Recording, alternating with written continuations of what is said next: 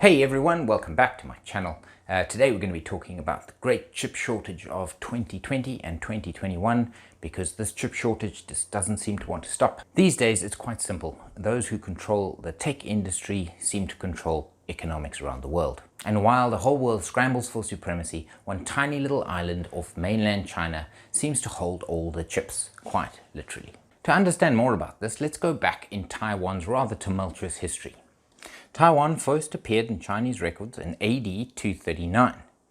Then it was briefly under Dutch control between 1624 and 1661, after which it was administered by China's Qing dynasty until 1895. This is when Japan took ownership during the Sino-Japanese War, where the Qing dynasty had to cede control of Taiwan to Japan. Then rolled in the Second World War, which led to, as we know, Japan's surrender. China, being allied with the winning side, asked for and was granted control of the land. This was then followed by the Great Civil War in China, where the leader Chiang Kai-shek was ousted by Mao Zedong. Chiang and his followers fled the mainland to, you guessed it, Taiwan, where, although only making up 10% of the population, ruled as dictator and chief. However, the Taiwanese were having none of it, and the growing movement for democracy gathered strength.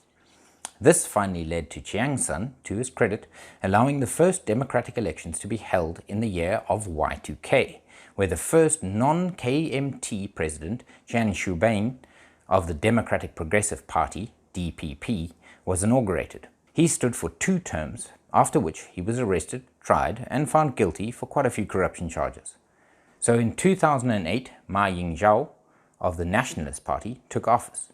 Ma vowed to return Taiwan to economic prosperity by lifting the DPP-imposed restrictions on trade and investment with the mainland, as well as easing the military tensions across the Taiwanese Strait. Many viewed this as a capitulation to the mainland, which eventually led to his and the National Party's demise in 2016 elections. Back in with the DPP, led this time by a woman, Ing-wen. This is no easy appointment, some considering it the most tenuous political appointments in the world, with many missiles constantly aiming at Taiwan from China, and with growing interest in the Taiwanese independence from the West. Okay, so we're all caught up now. So why is Taiwan so important in today's world? Well, the short answer is microchips and TSMC.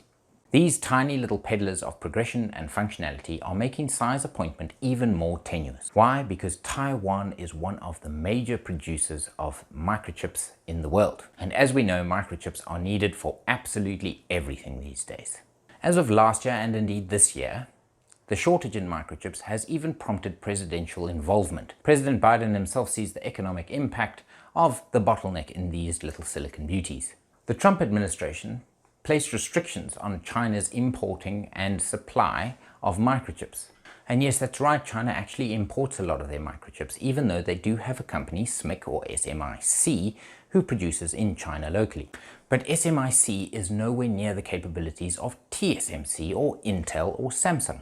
The Trump administration also kicked out major telecommunications company Huawei from its shores and placed SMIC and Huawei on a blacklist. And this blacklisting meant that these companies could not gain access to American-made or manufactured chips. So before these sanctions could come into effect, China was the major importer of chips and chip manufacturing equipment.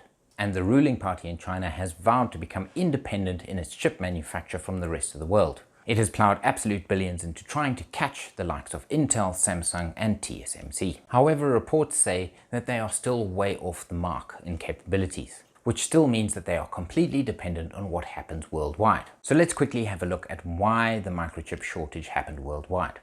So in 2020, as we all know, the economy's ground to a halt. Production effectively stopped.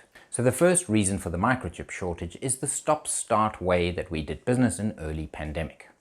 Many industries and manufacturers cancelled their orders with big companies like TSMC. Then of course the start happened, with many of us stuck at home and in need of more tech equipment. And secondly, the obvious reignition of the economy as the vaccine spread across the world.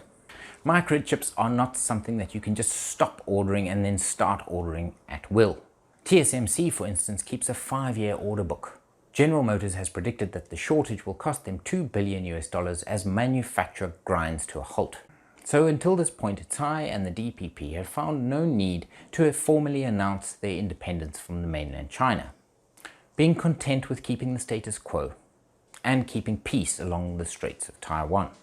The United States, on the other hand, have continuously given more and more attention to Taiwanese politics, prompting anger from the mainland and prompting the Chinese to fly fighter jets over the Straits of Taiwan. This is rather disconcerting. Could microchips, which have been described as the oil industry for tech, be the cause of the next major conflict in the world?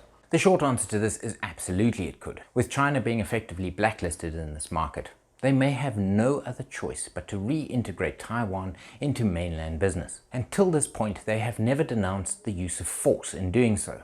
This will have a major impact on the world's microchip market. TSMC has about a 50% market cap on the foundry of microchips. And yes, while there are other players like Samsung, they at the moment only have about an 18% market cap. In 2020, Samsung put $116 billion to work in their foundry section of their business, trying to produce the highly sought after 3 nanomicron chip by 2022.